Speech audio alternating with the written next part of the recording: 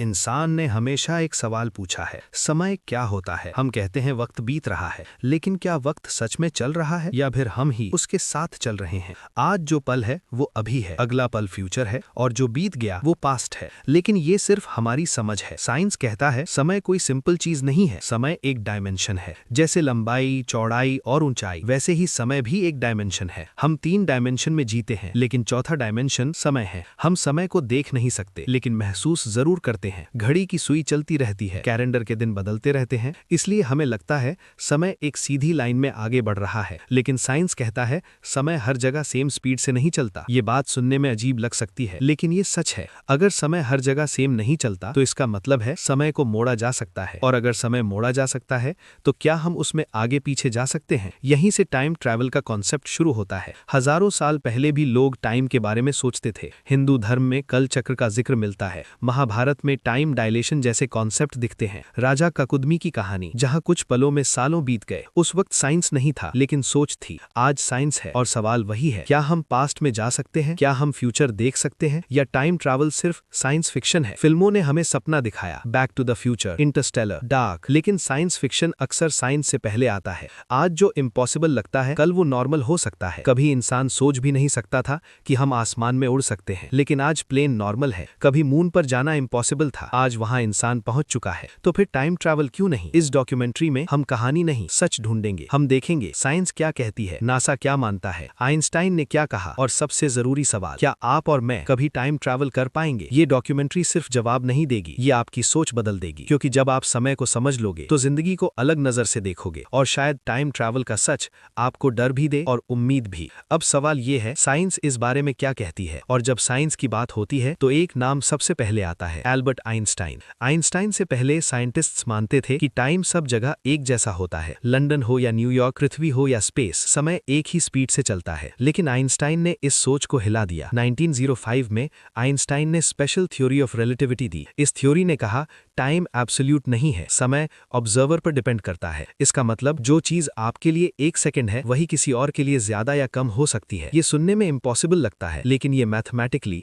और experimentally prove हो चुका है। आइंस्टाइन ने कहा टाइम और स्पेस अलग अलग चीजें नहीं, दोनों मिलकर बनते हैं स्पेस टाइम। स्पेस टाइम एक कपड़े की तरह है, और जब कोई हैवी चीज जैसे प्लैनेट या स्टार इस कपड़े पर बैठती है तो वो कपड़ा मुड़ जाता है। इसी को हम ग्रेविटी कहते हैं। यानी ग्रेविटी कोई इनविजिबल फोर्स नहीं, बल्कि स्पेस टाइम का कर्वेचर है। और जब स्पेस टाइम मुड़ता है तो समय भी मुड़ता है। इसका मतलब जहां ग्रेविटी ज्यादा होगी वहां टाइम धीरे चलेगा। ये थ्योरी सिर्फ कागज पर नहीं रही, इसे रियल दुनिया में टेस्ट किया गया। एटॉमिक क्लॉक्स को 2 अलग जगह रखा गया, एक क्लॉक जमीन पर और एक क्लॉक प्लेन में। प्लेन वाली क्लॉक थोड़ी सी धीरे चली, सिर्फ नैनो सेकंड्स का फर्क था, लेकिन फर्क था। इसका मतलब प्लेन में बैठा इंसान जमीन वाले से थोड़ा सा फ्यूचर में पहुंच गया। ये छोटा सा एग्जाम्पल है, लेकिन कॉन्सेप्ट बहुत बड़ा है। अगर स्पीड बढ़ती जाए और लाइट के करीब पहुंच जाए तो टाइम और धीरे हो जाता है। अगर कोई इंसान लाइट की स्पीड के करीब ट्रैवल करे और वापस आए तो उसके लिए सिर्फ कुछ साल गुजरेंगे, लेकिन पृथ्वी पर हजारों साल बीत चुके होंगे। इसी को कहते हैं टाइम डायलेशन, यानी फ्यूचर में जाना। साइंस के हिसाब से पॉसिबल है, और ये सिर्फ थ्योरी नहीं, ये रियलिटी है। एस्ट्रोनॉट्स जो स्पेस में जाते हैं वो पृथ्वी के लोगों से माइक्रो सेकंड्स आगे आ जाते हैं। ये बहुत छोटा डिफरेंस है, लेकिन रियल है। आइंस्टाइन ने फ्यूचर का दरवाजा खोला था, लेकिन पास्ट का रास्ता अभी भी बंद है, या शायद हमने अभी सही जगह नहीं देखी। आइंस्टाइन की एक और थ्योरी थी, जनरल थ्योरी ऑफ रिलेटिविटी। इसने कहा ग्रेविटी सिर्फ स्पेस को नहीं, टाइम को भी बेंड करती है। ब्लैक होल्स के पास टाइम ऑलमोस्ट रुक जाता है। अगर कोई इंसान ब्लैक होल के पास जाए और जिंदा रह पाए तो उसके लिए टाइम बहुत धीरे चलेगा, लेकिन बाकी यूनिवर्स लाखों साल आगे बढ़ जाएगा। यानी ब्लैक होल एक नेचुरल टाइम मशीन है। प्रॉब्लम सिर्फ ये है वहां जिंदा रहना। अब तक हमने देखा फ्यूचर में जाना पॉसिबल है, लेकिन पास्ट का क्या? क्या हम वापस जा सकते हैं? क्या हम कल को बदल सकते हैं? इसका जवाब सिंपल नहीं है, क्योंकि जैसे जैसे हम पास्ट की बात करते हैं फिजिक्स और फिलॉसफी टकराती हैं, और वहीं से सबसे डेंजरस सवाल पैदा होता है। लेकिन असली सवाल अभी बाकी है, क्या हम पास्ट में जा सकते हैं? और इसी सवाल का जवाब हमें यूनिवर्स के सबसे डेंजरस और मिस्टीरियस ऑब्जेक्ट्स तक ले जाता है, ब्लैक होल्स। ब्लैक होल कोई खाली जगह नहीं होती, ये एक ऐसी जगह है जहां मैटर इतना ज्यादा कंप्रेस्ड होता है कि ग्रेविटी हर चीज को निगल लेती है, यहां तक कि लाइट भी। ब्लैक होल के अंदर जाने के बाद कोई चीज वापस नहीं आती, इसलिए इसे कहते हैं इवेंट होराइजन। इवेंट होराइजन के बाद फिजिक्स के रूल्स बदल जाते हैं। टाइम और स्पेस अपनी पहचान खो देते हैं। आइंस्टाइन की इक्वेशंस ने एक और चीज का भी हिंट दिया, वर्म होल्स। वर्म होल का मतलब होता है स्पेस टाइम में एक शॉर्टकट, जैसे पृथ्वी के दो अलग शहरों को एक सुरंग से जोड़ दिया जाए। वर्म होल भी दो अलग पॉइंट्स को डायरेक्ट कनेक्ट करता है। ये पॉइंट्स स्पेस में भी हो सकते हैं और टाइम में भी। अगर वर्म होल स्टेबल हो और ओपन रहे तो थ्योरी के हिसाब से हम टाइम में पीछे जा सकते हैं। ये सुनने में साइंस फिक्शन लगता है, लेकिन वर्म होल्स आइंस्टाइन की इक्वेशन से ही निकले हैं। उन्होंने खुद कभी वर्म होल शब्द यूज नहीं किया, लेकिन उनके मैथ्स ने इसका रास्ता दिखा दिया। प्रॉब्लम यहाँ आती है स्टेबिलिटी की। वर्म होल नेचुरली बहुत अनस्टेबल होते हैं। जैसे ही कोई चीज उनमें से गुजरने की कोशिश करती है, वो कोलैप्स हो जाते हैं। साइंटिस्ट्स कहते हैं अगर वर्म होल को स्टेबल रखना हो तो हमें चाहिए एक्सोटिक मैटर, ऐसा मैटर जो नेगेटिव एनर्जी क्रिएट करे, जो ग्रेविटी के ऑपोजिट काम करे। अभी तक एक्सोटिक मैटर सिर्फ थ्योरी में है, लेकिन क्वांटम फिजिक्स ने नेगेटिव एनर्जी के स्मॉल प्रूफ्स दिए हैं। कैसिमिर इफेक्ट इसका एक एग्जाम्पल है। इसका मतलब ये हुआ यूनिवर्स ने डोर पूरी तरह बंद नहीं की, सिर्फ थोड़ी सी खुली छोड़ दी। अब मान लो एक वर्म होल है और उसके दोनों एंड्स को अलग अलग टाइम में रख दिया जाए, एक एंड प्रेजेंट में और दूसरा पास्ट में, तो जो भी उसमें से गुजरेगा वो पास्ट में पहुंच सकता है। लेकिन यहीं से यूनिवर्स का सबसे बड़ा पैराडॉक्स शुरू होता है, ग्रैंडफादर पैराडॉक्स। अगर आप पास्ट में जाकर अपने ग्रैंडफादर को ही पैदा होने से पहले मार दें तो आप पैदा ही नहीं होंगे, और अगर आप पैदा नहीं हुए तो आप पास्ट में गए कैसे? ये लॉजिक फिजिक्स को तोड़ देता है। इसीलिए कई साइंटिस्ट्स मानते हैं कि पास्ट में जाना यूनिवर्स अलाउ ही नहीं करता। स्टीफन हॉकिंग ने कहा था यूनिवर्स में एक प्रोटेक्शन सिस्टम है, क्रोनोलॉजी प्रोटेक्शन, यानी यूनिवर्स खुद को पैराडॉक्स से बचाता है। हो सकता है जैसे ही पास्ट चेंज होने वाला हो, कुछ ना कुछ वर्म होल को डिस्ट्रॉय कर दे या टाइम को रीसेट कर दे। लेकिन सब साइंटिस्ट्स इससे एग्री नहीं करते। कुछ मानते हैं मल्टीपल टाइमलाइंस का कॉन्सेप्ट। अगर आप पास्ट में जाते हो और कुछ बदलते हो तो आप अपना प्रेजेंट नहीं बदलते, बल्कि एक नई टाइमलाइन क्रिएट हो जाती है जिसमें आपका इफेक्ट होता है। ओरिजिनल टाइमलाइन सेफ रहती है। ये मल्टीवर्स थ्योरी आज साइंस का सीरियस टॉपिक है। इसका मतलब ये हुआ पास्ट में जाना शायद पॉसिबल हो,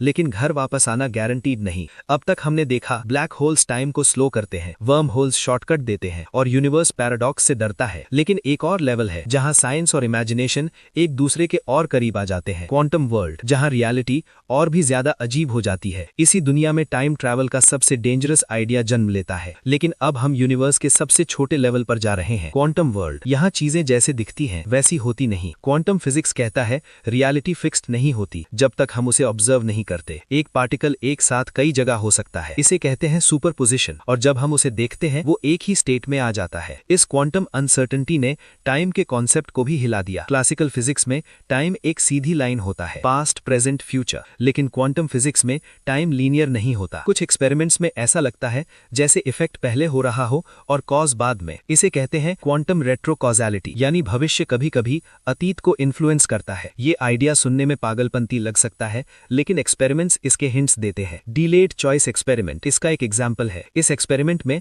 पार्टिकल का बिहेवियर फ्यूचर डिसीजन पर डिपेंड करता है। जैसे यूनिवर्स को पहले से पता हो हम क्या डिसाइड करेंगे। अब सोचिए, अगर क्वांटम लेवल पर टाइम उल्टा बह सकता है तो क्या लार्ज स्केल पर भी ये पॉसिबल हो सकता है? कुछ साइंटिस्ट्स मानते हैं टाइम का फ्लो एंट्रोपी से जुड़ा हुआ है। एंट्रोपी का मतलब होता है डिसऑर्डर। यूनिवर्स नेचुरली डिसऑर्डर की तरफ बढ़ता है, इसीलिए टाइम आगे की तरफ बहता है। लेकिन क्वांटम लेवल पर एंट्रोपी का रूल कभी कभी ब्रेक होता दिखता है। कुछ एक्सपेरिमेंट्स में पार्टिकल्स अपनी प्रीवियस स्टेट में वापस जाते हुए दिखे हैं। इसका मतलब ये हुआ टाइम का एरो एब्सोल्यूट नहीं है। अब आता है क्वांटम एंटेंगलमेंट। दो पार्टिकल्स चाहे कितनी भी दूर हों इंस्टेंटली कनेक्ट रहते हैं। एक पर जो होता है दूसरे पर तुरंत इफेक्ट होता है। यहाँ टाइम और डिस्टेंस मीनिंग लूज कर देते हैं। आइंस्टाइन ने इसे कहा था spooky action at a distance. अगर इंफॉर्मेशन टाइम के बिना ट्रैवल कर सकती है तो क्या हम भी टाइम के रूल्स तोड़ सकते हैं? कुछ थियोरेटिकल मॉडल्स कहते हैं क्वांटम एंटेंगलमेंट वर्म होल से कनेक्टेड हो सकता है, यानी माइक्रोस्कोपिक वर्म होल्स हर जगह हो सकते हैं। अगर ये सच है तो यूनिवर्स ऑलरेडी टाइम शॉर्टकट से भरा हुआ है। लेकिन प्रॉब्लम फिर वही आती है, कंट्रोल। क्वांटम वर्ल्ड को कंट्रोल करना इंसान के लिए बहुत मुश्किल है। जब तक हम देखते हैं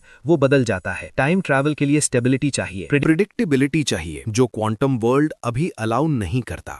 इसलिए क्वांटम फिजिक्स एक तरफ होप देती है और दूसरी तरफ वार्निंग। अगर हम टाइम के साथ छेड़छाड़ करते हैं तो शायद रियलिटी ही ब्रेक हो जाए। अब तक हमने देखा साइंस टाइम ट्रैवल को पूरा माना नहीं करता, लेकिन पूरी इजाजत भी नहीं देता। ये एक ऐसा रास्ता है जहां हर कदम पर रिस्क है। अब सवाल ये है, अगर कल टाइम ट्रैवल पॉसिबल हो जाए तो हम सबसे पहले क्या बदलेंगे, हिस्ट्री या अपनी गलतियां? और क्या हमें बदलने का हक भी है? इसी मॉरल कॉन्फ्लिक्ट पर हम बात करेंगे। अब हम साइंस से आगे बढ़कर इंसान के डिसीजन की बात करते हैं, क्योंकि सबसे बड़ा खतरा मशीन नहीं होती, सबसे बड़ा खतरा इंसान होता है। अगर टाइम ट्रैवल पॉसिबल हो जाए तो सबसे पहला सवाल ये नहीं होगा कैसे, सबसे पहला सवाल होगा क्यों। हम पास्ट में क्यों जाना चाहेंगे? अपनी गलतियां सुधारने के लिए, अपने दर्द को मिटाने के लिए, या हिस्ट्री को अपने हिसाब से लिखने के लिए? यहीं से एथिक्स का कॉन्फ्लिक्ट शुरू होता है। सोचिए, अगर किसी के पास टाइम ट्रैवल का कंट्रोल हो तो वो क्या करेगा? क्या वो वॉर्स को रोकेगा या उन्हें जीतने के लिए यूज करेगा? क्या वो डिक्टेटर्स को मारेगा या खुद डिक्टेटर बन जाएगा? टाइम ट्रैवल पावर का सबसे खतरनाक फॉर्म है, क्योंकि ये सिर्फ फ्यूचर नहीं, पूरे पास्ट को कंट्रोल कर सकता है। हिस्ट्री हमें बताती है, जहां पावर होती है वहां मिसयूज होता है। अगर एक कंट्री के पास टाइम ट्रैवल हो तो दूसरी कंट्री क्या करेगी? आर्म्स रेस शुरू हो जाएगी। लेकिन ये रेस बॉम्ब और मिसाइल्स की नहीं होगी, ये रेस होगी टाइम की। जो पहले पास्ट को कंट्रोल करेगा वो प्रेजेंट और फ्यूचर दोनों जीत जाएगा। अब एक और सवाल आता है, क्या हमें हिस्ट्री को बदलने का हक है? जो दर्द हमने झेला, जो वॉर्स हुए, जो सैक्रिफाइसेस दिए गए, अगर हम उन्हें मिटा देते हैं तो क्या हम उन लोगों का अस्तित्व भी मिटा देते हैं? हर डिसीजन एक चेन रिएक्शन होता है। एक छोटा चेंज पूरी दुनिया को बदल सकता है। Butterfly effect. आज हम जो हैं वो पास्ट के हर गलत और सही डिसीजन का रिजल्ट है। अगर हम पास्ट सुधार देते हैं तो हो सकता है हम खुद ही एग्जिस्ट ना करें। टाइम ट्रैवल सिर्फ साइंस का नहीं, आइडेंटिटी का सवाल है। अब सोचिए, अगर कोई अपनी पर्सनल लाइफ में टाइम ट्रैवल यूज करे, अपनी गलतियों को सुधारने के लिए हर बार वापस जाए और बेहतर डिसीजन ले, तो क्या वो कभी मैच्योर होगा? गलतियां ही इंसान को स्ट्रांग बनाती हैं। अगर गलती ही नहीं होगी तो सीखने का प्रोसेस खत्म हो जाएगा। टाइम ट्रैवल इंसान को भगवान जैसा बना सकता है, और जब इंसान खुद को भगवान समझने लगता है तब सबसे ज्यादा तबाही होती है। इसलिए कई साइंटिस्ट्स कहते हैं, अगर टाइम ट्रैवल पॉसिबल भी हो तो उसे छुपा कर रखना चाहिए, सिर्फ ऑब्जर्व करने के लिए, इंटरफियर करने के लिए नहीं। लेकिन प्रॉब्लम यह है, सिर्फ देखना इंसान की फितरत में नहीं होता। जब मौका मिले तो बदलने का मन जरूर करता है, और यहीं से यूनिवर्स का डिफेंस सिस्टम एक्टिवेट होता है। Paradoxes, time loops, reality breakdown. जैसे यूनिवर्स कह रहा हो यहां तक और आगे नहीं।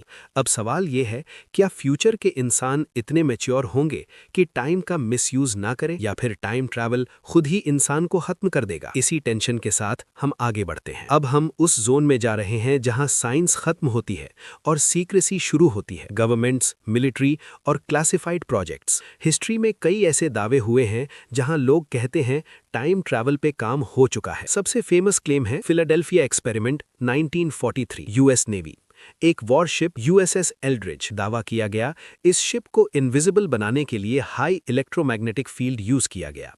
लेकिन एक्सपेरिमेंट के बाद शिप कुछ पल के लिए गायब हो गया, और जब वापस आया तो सेलर्स के साथ कुछ बहुत गलत हो चुका था। कुछ लोग शिप के साथ फ्यूज हो गए, कुछ पागल हो गए, और कुछ लोग दावा करते हैं शिप ने टाइम में जंप किया। ऑफिशियल रिकॉर्ड्स इस एक्सपेरिमेंट को डिनाई करते हैं, लेकिन जो लोग इससे जोड़ते हैं वो कहते हैं सच छुपा लिया गया। अगर ये झूठ भी है तो एक बात क्लियर है, मिलिट्री इलेक्ट्रोमैग्नेटिक फील्ड्स और फिजिक्स के एक्सट्रीम लिमिट्स पर काम करती रही है। अब बात करते हैं टाइम ट्रैवलर्स के क्लेम्स की। कई लोग दुनिया भर में आगे आकर कहते हैं वो फ्यूचर से आए हैं। कुछ फ्यूचर की वॉर्स की बात करते हैं, कुछ टेक्नोलॉजी की। लेकिन हर क्लेम में एक प्रॉब्लम होती है, प्रूफ। फ्यूचर का प्रूफ प्रेजेंट में लाना बहुत मुश्किल है, क्योंकि जैसे ही आप फ्यूचर की बात बताते हो वो फ्यूचर बदल सकता है। इसलिए हर टाइम ट्रैवलर का क्लेम सेल्फ डिफीटिंग लगता है। एक और पॉपुलर कॉन्सेप्ट है टाइम स्लिप्स। कुछ लोग कहते हैं वो अचानक किसी और टाइम में कुछ मिनट्स के लिए चले गए, पुराने शहर, पुरानी गाड़ियां, पुराने कपड़े, और फिर अचानक सब नॉर्मल हो गया। साइंस इन्हें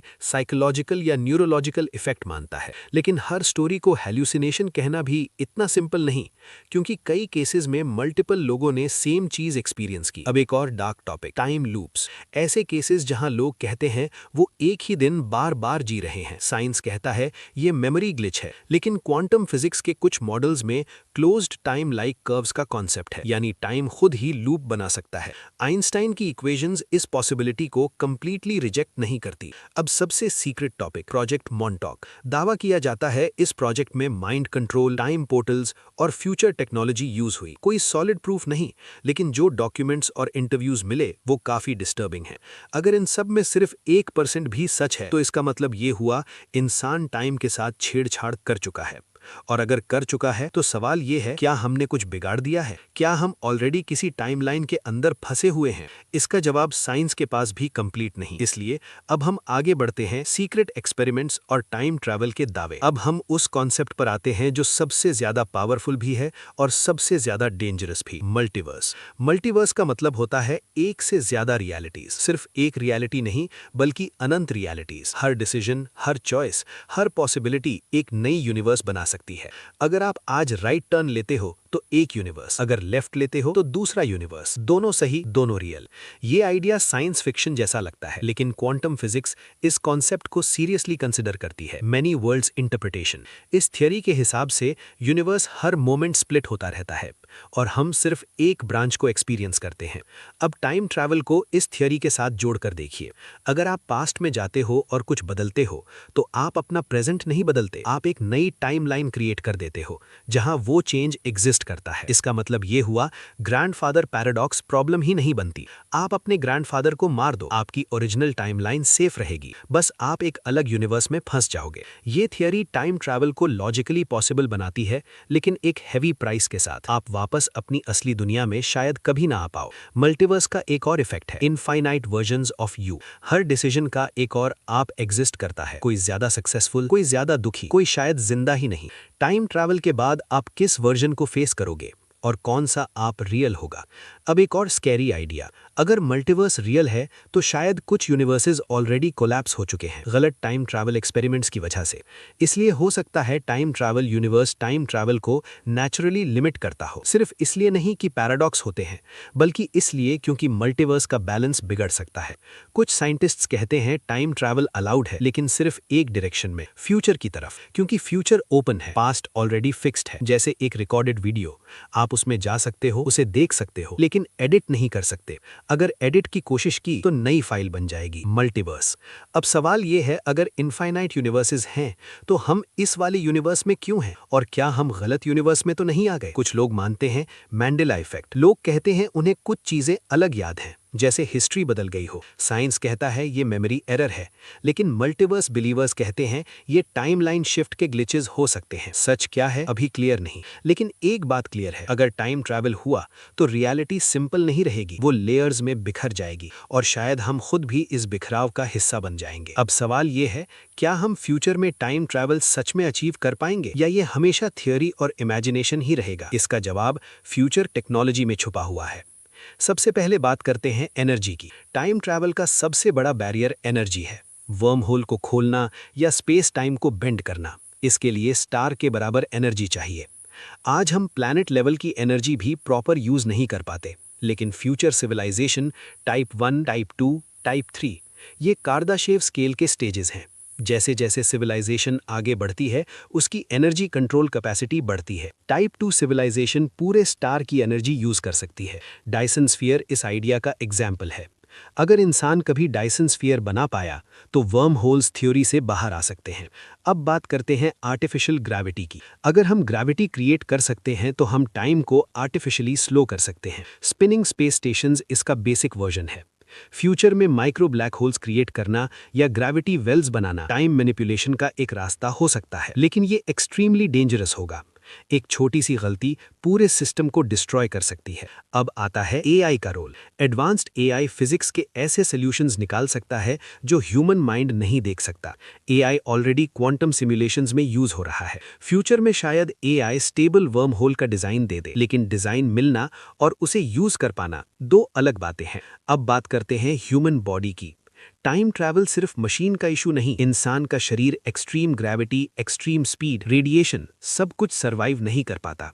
इसलिए फ्यूचर में शायद टाइम ट्रैवलर शायद प्योर ह्यूमन ना हो, जेनेटिकली मॉडिफाइड ह्यूमंस या साइबर एनहांस्ड बीइंग्स। हो सकता है टाइम ट्रैवल सिर्फ पोस्ट ह्यूमन सिविलाइजेशन के लिए ही हो। अब एक और डार्क पॉसिबिलिटी हो सकता है, फ्यूचर में टाइम ट्रैवल डिस्कवर हो चुका हो लेकिन हमसे छुपा लिया गया हो, क्योंकि जैसे ही ये टेक्नोलॉजी पब्लिक होती सिविलाइजेशन कोलैप्स हो सकता था। इसलिए शायद फ्यूचर ह्यूमंस ने पास्ट में इंटरफियर ना करने का रूल बनाया हो। इस कॉन्सेप्ट को कहते हैं टेम्पोरल प्राइम डायरेक्टिव। जैसे स्टार ट्रेक में सिर्फ ऑब्जर्व, इंटरफियर नहीं। अगर ये सच है तो शायद टाइम ट्रैवलर्स हमारे आसपास ही हों, बस वो दिखाई नहीं देते या जानबूझकर हिडन रहते हैं। अब आता है सबसे इंपॉर्टेंट सवाल, अगर टाइम ट्रैवल पॉसिबल हो जाए तो क्या हमें उसे यूज करना चाहिए या सिर्फ जानना ही काफी है? इसका जवाब साइंस नहीं देगी, इसका जवाब इंसान खुद देगा, और वही जवाब हमारी फ्यूचर डेस्टिनी डिसाइड करेगा। अब कहानी साइंस की नहीं, डिसीजन की है, क्योंकि सवाल अब ये नहीं है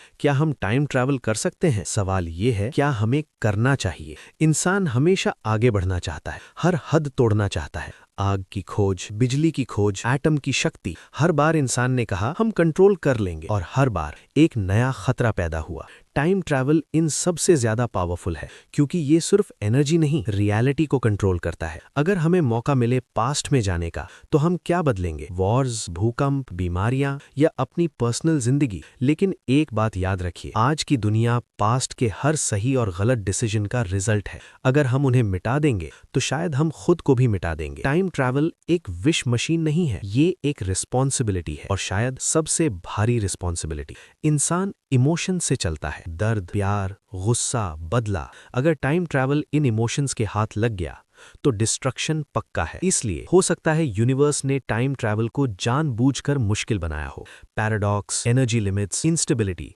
जैसे कोई वार्निंग, यहां तक आना अलाउड है, आगे नहीं। फ्यूचर में जाना शायद इसलिए पॉसिबल है क्योंकि फ्यूचर अभी लिखा नहीं गया, लेकिन पास्ट लिखा जा चुका है, और जो लिखा जा चुका हो उससे छेड़ना यूनिवर्स को पसंद नहीं। हो सकता है टाइम ट्रैवल का असली पर्पस ट्रैवल करना ही ना हो, बल्कि समझना हो, समझना कि हर पल की कीमत क्या है। क्योंकि अगर आप जानते हो आप वापस नहीं जा सकते तो आप इस पल को ज्यादा वैल्यू देते हो। टाइम ट्रैवल का आइडिया हमें एक चीज सिखाता है, प्रेजेंट सबसे पावरफुल जगह है, ना पास्ट ना फ्यूचर, सिर्फ अब।